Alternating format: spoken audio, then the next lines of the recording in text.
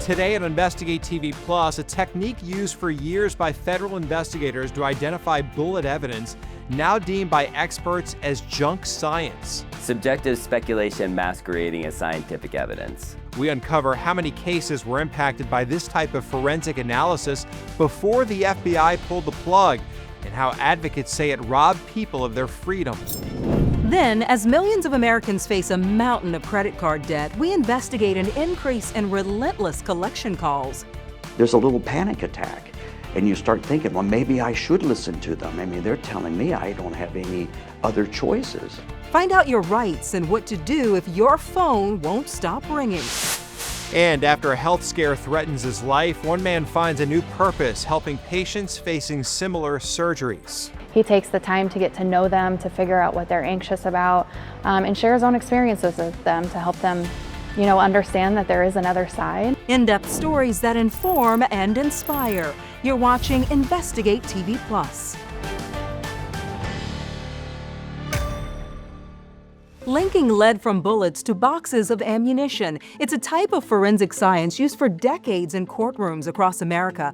I'm T. Chappelle. And I'm Lee Zurich, but the FBI pulled the plug on bullet lead analysis over flaws in the science, and now there's a push to review past convictions. Investigative reporter Chris Nakamoto sits down with one of the first people to be released from prison as a result of questionable forensic evidence and examines the case of another man fighting for his freedom.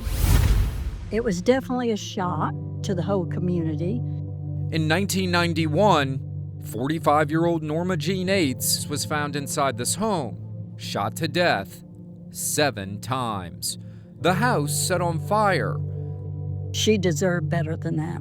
Her death, a defining event in the life of her husband, Jimmy Yates, because 6 years later, a jury convicted him of her murder. It's his first sit-down interview after being released in 2021. Did you kill your wife? No. I've maintained it all these years. Police found a bullet in his vehicle, which they said matched the lead in bullets at the crime scene. That science the jury trusted when it ultimately convicted Yates, no longer used by the FBI. When a weapon is missing or a bullet too damaged, the FBI claimed at the time their science could match bullets to ammunition through the lead alone.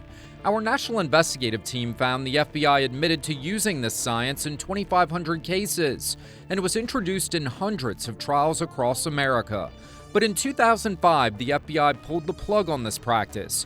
Their admission: neither scientists nor bullet manufacturers are able to definitively attest to the significance of an association made between bullets in the course of a bullet lead examination. Subjective speculation masquerading as scientific evidence. Chris Fabricant is one of America's leading experts on forensic science and the criminal justice system, and is the director of strategic litigation at the Innocence Project. He calls comparative bullet lead analysis junk science. When you think about it, it's kind of like associating a fried egg to the carton of eggs that the egg came from.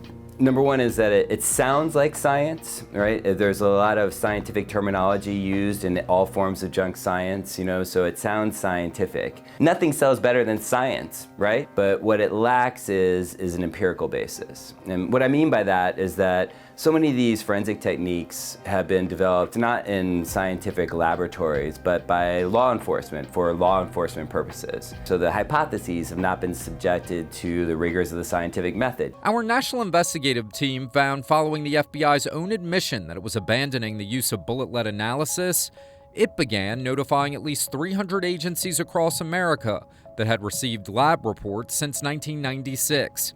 Our team uncovered gaps in notifying the convicts. One of those cases is Kermit Parker, a Louisiana man convicted nearly 4 decades ago for the murder of a police officer. In 2008, the FBI sent this letter to the district attorney in Parker's case, saying the testimony exceeds the limits of science and cannot be supported by the FBI. In new court filings, Parker's legal team says they never got that letter, or other evidence implicating another suspect who admitted to killing the officer. We requested the number of how many letters, like the one in Parker's case, were sent from the FBI. We asked for expedited processing. It's a request the FBI denied. Those notices didn't go to the individuals whose cases were affected. I met him through a mutual friend. Parker's wife, Marcia, spoke to us outside the gates of Louisiana State Penitentiary, where her husband is incarcerated.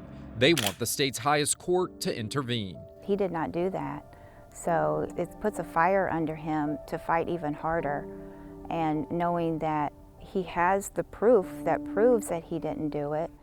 When Parker was accused of killing Sergeant Warren Broussard back in 1988, I heard a shot and I turned around. The cop had fallen in the street.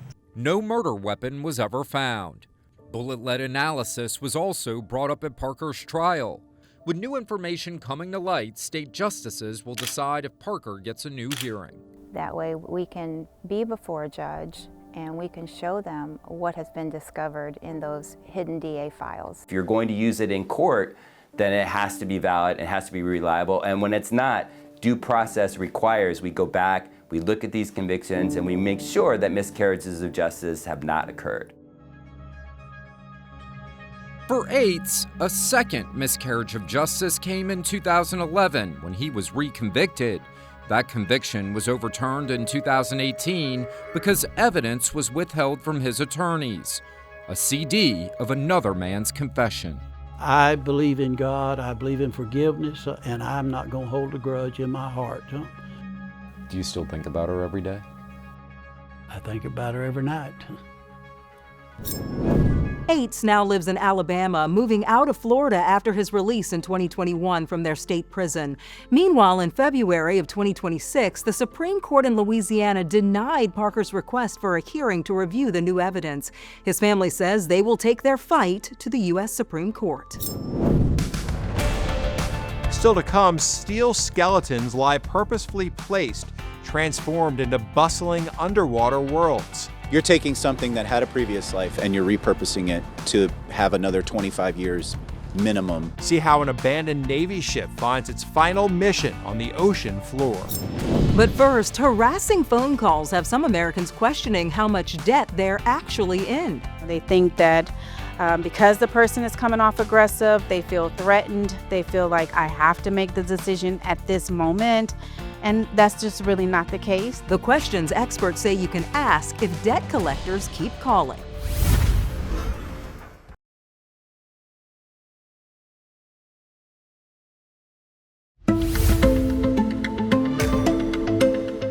Credit cards. There's a good chance you have one in your wallet right now. Whether for day-to-day spending or emergencies, millions of people use them. But the Federal Reserve reports Americans ended 2025 in a record amount of debt, and more cardholders are having a harder time paying it off. Once your balance is at least 30 days past due, debt collectors can start calling.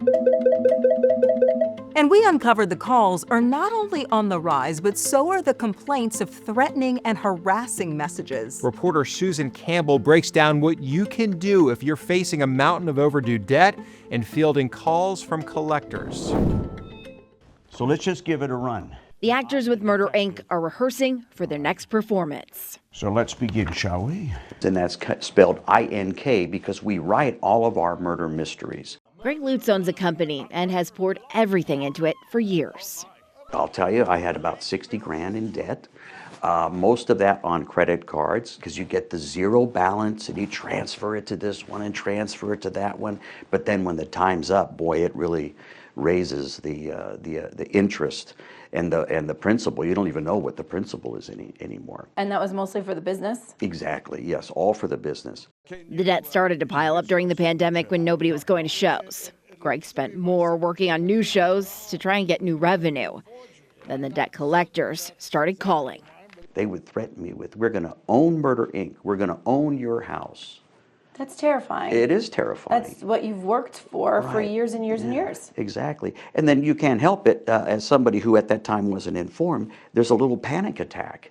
And you start thinking, well, maybe I should listen to them. I mean, they're telling me I don't have any other choices. Here's the thing. Greg did have other choices, and so do you. A lot of consumers are getting collection calls these days. Jim Triggs is the CEO of the nonprofit Money Management International, which helps people get out of debt. 90-day delinquencies on credit cards are up over 12% of the entire portfolio, which is astronomically high. We haven't seen numbers like that since the Great Recession. He says it's important to know your rights when it comes to debt collectors. They can't call you at times that are inconvenient for you. That's usually before 7 a.m., after 9 p.m. They can't threaten to put you in jail for not paying your debt or threaten you in general. They can't harass you at work if you tell them not to call you at work. Still, we've seen a big spike in complaints about debt collectors. According to data from the Federal Trade Commission, in the first 3 quarters of 2024, the FTC got about 44,000 reports about debt that wasn't owed or abusive and threatening debt collection practices.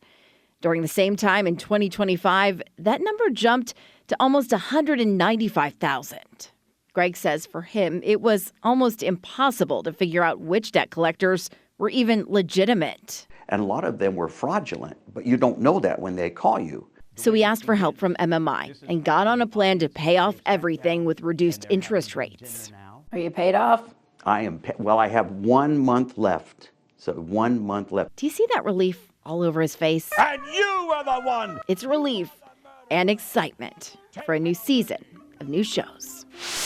Before paying a debt collector, experts we spoke with say you should verify the debt by asking for the company's name, business address, and contact information, as well as written verification of the debt itself. The first thing that I always tell people is initially, before you make any arrangements, any agreements with anybody, you ask them to send you validation of the debt in writing. They think that because the person is coming off aggressive, they feel threatened, they feel like I have to make the decision at this moment, and that's just really not the case. According to the FTC, people have been called about debts they did not have, and after feeling the pressure to pay immediately, many end up paying money they don't owe.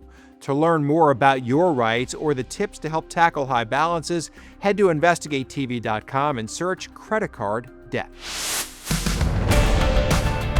Still to come, we set out before sunset to see how a sunken ship can encourage new life under the surface. Then later, going back to school. They see somebody of my age coming in, they probably wonder, what am I doing here? Why a retired mechanic says he's inspired to get his degree in nursing.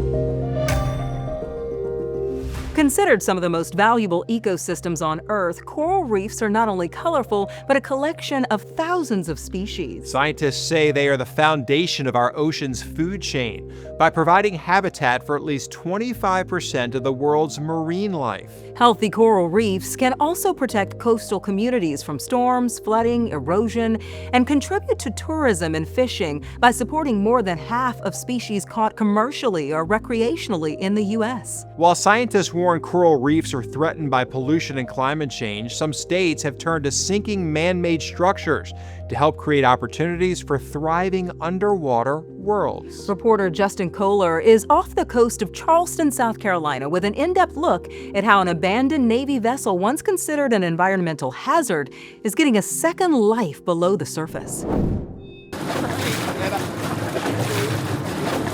Under a sky still stubbornly holding on tonight, our crew pushed off.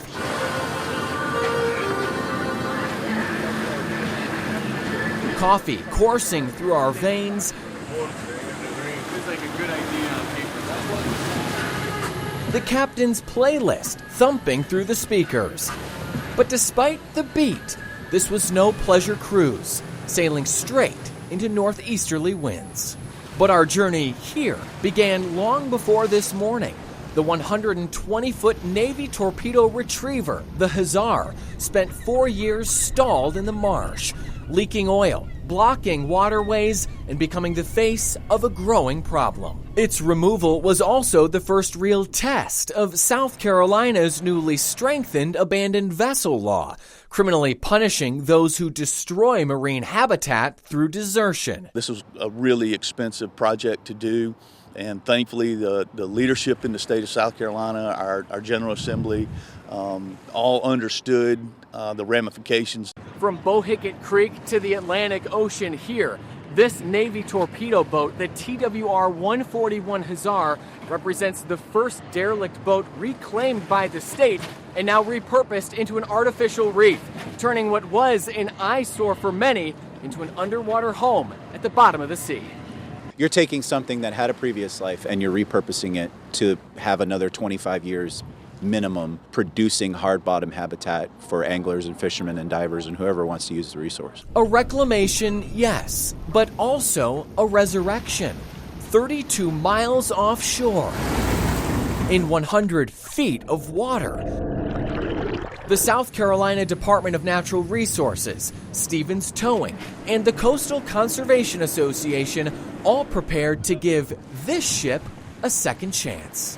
Most of what is off of our coast is sand. When guys go out and when people go out and they fish, they're fishing those live bottom areas, and so they're putting a lot of fishing pressure on those specific spots. So what we do with the Artificial Reef program is we spread out that fishing to encompass all different sites. We're actually growing populations of fish. These artificial reefs act exactly like natural reefs. Freed from the creek and floating above its final resting place, the Hazar drew its last breath.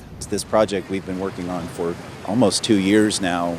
So it's kind of that last big sigh. We got it, yay, okay, now we can go try and start all over again.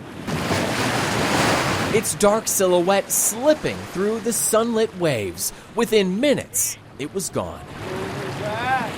Seemingly replaced in a second by the spotted dolphins now circling the site. It is a fantastic experience. What we do for the marine environment off the coast of South Carolina is a fantastic feeling. We took an obstacle and made it an opportunity. 6 months' time, you won't even recognize it. What a sight seeing that massive vessel just sinking right in the water. Yeah, I'd like to see it years from now with all the fish and life around it. Yeah, nice artificial reef. Yes. Florida also uses artificial reefs to support their ecosystems and economy, with hundreds deployed off its coast. In 2026, officials say they plan to create the world's largest artificial reef by sinking the SS United States, a historic ocean liner not far from Destin.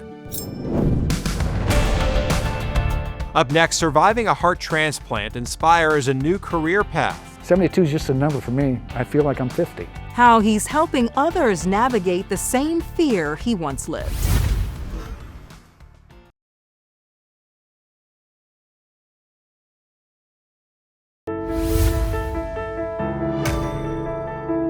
While many often see your 70s as time to retire, a hospital volunteer in Omaha, Nebraska is challenging himself to learn a new profession after a health condition almost sidelined him. Jerry Walters was living with heart failure and an implanted device monitoring his heart's rhythm. Thank God I just pulled in the garage, put the kicks down and started off, my ICD fired.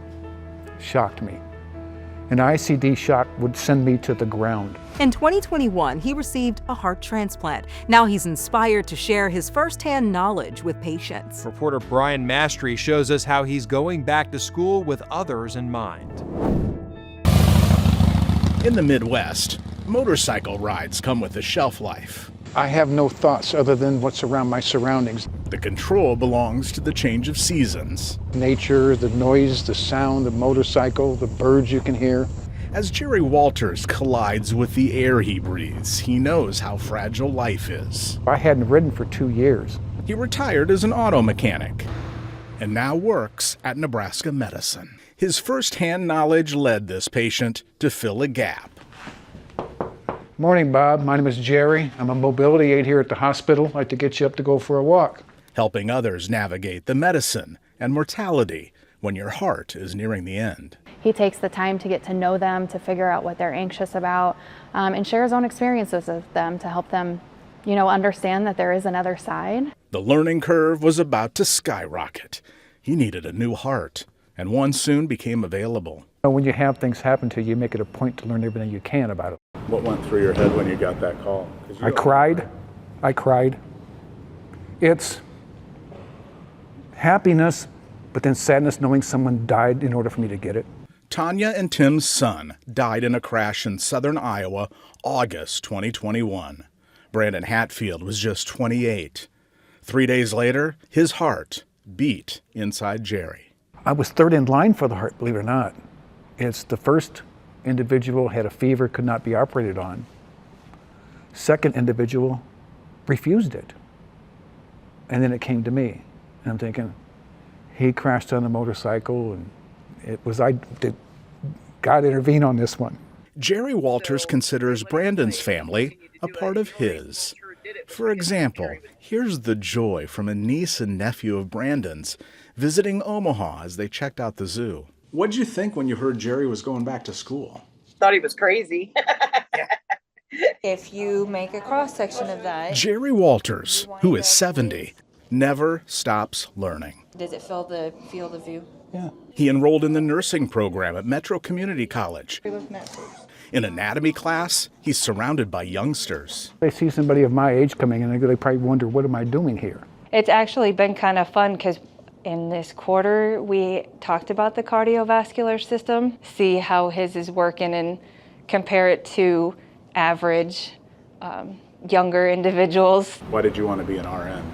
Because I want to do that so I can get on the transplant coordination team to see the patients from the beginning. In order to work the transplant floor, he needs to be a registered nurse. So how old will you be when you're an RN? 72. How does that sound? Fine with me. 72 is just a number for me. I feel like I'm 50. Walters says he's on course to graduate nursing school in May of 2027. Congratulations to him. Well, that's it for us on Investigate TV Plus. I'm Tisha Powell. And I'm Lee Zurich. Thanks for watching.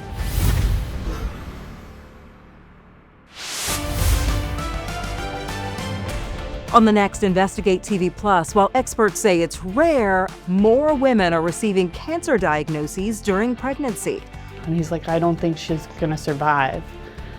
And you should consider termination. My husband and I, our hearts just dropped. And we just couldn't imagine that. You know, we'd given her a name. We just did a gender reveal cake. Why this mom says a second doctor's opinion saved both her and her daughter's lives, and why more moms-to-be face the diagnosis.